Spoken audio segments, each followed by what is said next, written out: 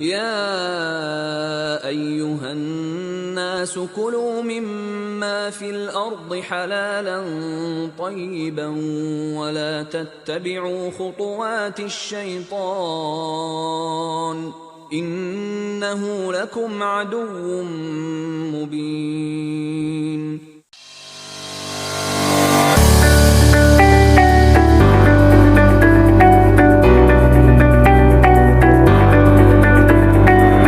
Hampa semua tahu tak apa itu halal? Tak tahu? Mai kami bagi tahu. Berdasarkan Kamus Dewan Pustaka edisi keempat, halal bermaksud hukum membenarkan sesuatu perbuatan dilakukan dalam Islam. Diperbolehkan, tak ditegak oleh syarat. Sekarang apa tahu tak? Untuk pengetahuan hampa semua, pengambilan makanan yang sihat dan halal adalah perkara yang dituntut ke atas orang Islam untuk melangsungkan kehidupan mereka sepanjang hayat. Sehubungan dengan itu, tak semua orang mengetahui tentang falsafah makanan sihat menurut Islam ni. Kajian ni lah bertujuan untuk membuka minda orang ramai tentang perkara tersebut. Oleh itu, mari kita lihat dapatan kajian yang telah kami jalankan. Seterusnya, kita masuk bahagian dapatan kajian pula. Sebagaimana dapat kita lihat, beberapa orang pelajar masih lagi tidak memahami tentang konsep makanan halal dan sihat menurut Islam. Sebagai contoh, dalam konsep pertama dan kedua, terdapat 8 orang bersamaan terus menjawab tidak setuju terhadap konsep makanan yang tidak mengandungi bahagian dari binatang yang ditegak oleh syarak dan juga makanan yang tidak diragui. Sebagaimana yang kita tahu, Islam melarang umatnya daripada memakan makanan yang mengandungi bahagian yang ditegak oleh syarak. Hal ini kerana makanan tersebut tidak sihat untuk umat Islam. Seterusnya, Islam juga melarang umatnya untuk makan makanan yang diragui status kehalalannya. Mengapa masih terdapat lagi pelajar di Universiti Sang Islam Malaysia tidak mengetahui tentang hal ini? Hal ini kerana berkemungkinan besar mereka tidak diberi pendedahan awal terhadap makanan halal menurut Islam. Seterusnya, berdasarkan konsep makanan halal yang keempat, iaitu makan makanan yang mengandungi bahan konsep tersebut, seramai 83 orang pelajar bersamaan 83% memilih tidak setuju bagi soalan tersebut. Di sini jelas sekali bahawa tahap kefahaman pelajar Universiti Sang Islam Malaysia terhadap makanan halal adalah di tahap tidak memuaskan. Pengkaji yakin sama ada responden salah menekan jawapan ataupun tahap kefahaman responden yang sangat lemah. Malah terdapat sebilangan responden yang masih tidak memahami tentang kesan makanan halal dan sihat menurut Islam. Sebagai contoh, dalam kesan merosakkan akal fikiran, terdapat 11 orang bersamaan 11% menjawab sangat setuju terhadap kesan tersebut. Seterusnya, berdasarkan kesan makanan halal iaitu kesan menjaga marah orang Islam kerana tidak mudah dipengaruhi oleh yang dirosakkan. Kesan tersebut seramai 3 orang pelajar bersamaan 3% memilih tidak setuju bagi soalan tersebut. Hal ini jelas menunjukkan bahawa terdapat sebilangan kecil orang responden yang masih tidak memahami tentang kesan makanan halal dan sihat menurut Islam. Mengapa perkara ini berlaku?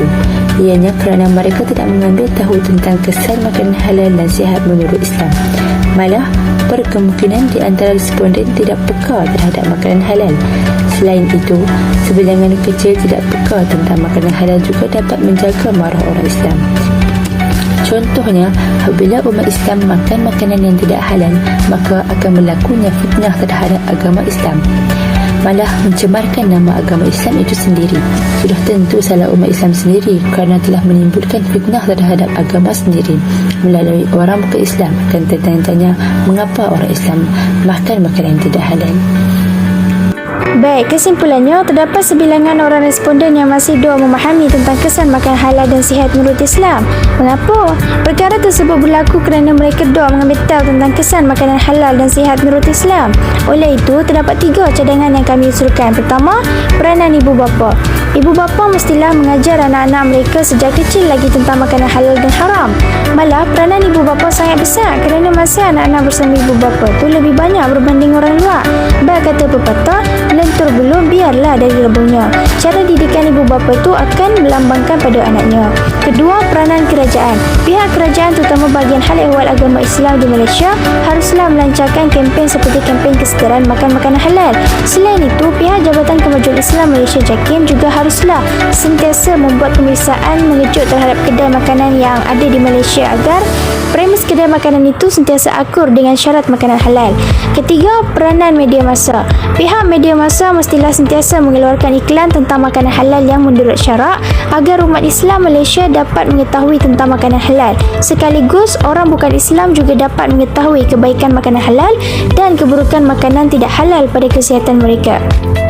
Implikasi terhadap makanan-makanan halal pula terdapat dua, iaitu positif dan negatif. Antaranya, kesan positif dengan pemakanan halal adalah dapat menyihatkan tubuh badan kita secara tidak langsung.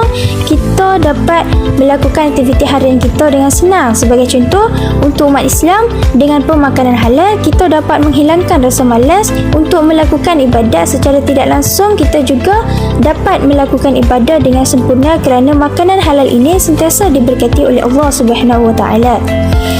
Kesan negatif pula adalah mereka akan sentiasa ditimpa masalah. Hal ini kerana mereka tidak mengutamakan makanan halal, iaitu makanan yang dituntut oleh syarak. Sebagai contoh, mereka akan sentiasa rasa resah gelisah atau erti kata lain tiada ketenangan jiwa. Oleh itu, kita mestilah makan makanan yang halal yang dituntut dalam syarak. Makanan halal bukan saja dari segi penyembelihan atau tidak alkohol, akan tetapi makanan halal juga bukannya hasil dari riba dan juga harta anak yatim. Kita mestilah sentiasa berwaspada terhadap makanan halal agar kehidupan kita sentiasa diberkati oleh Allah Subhanahu Wa Taala.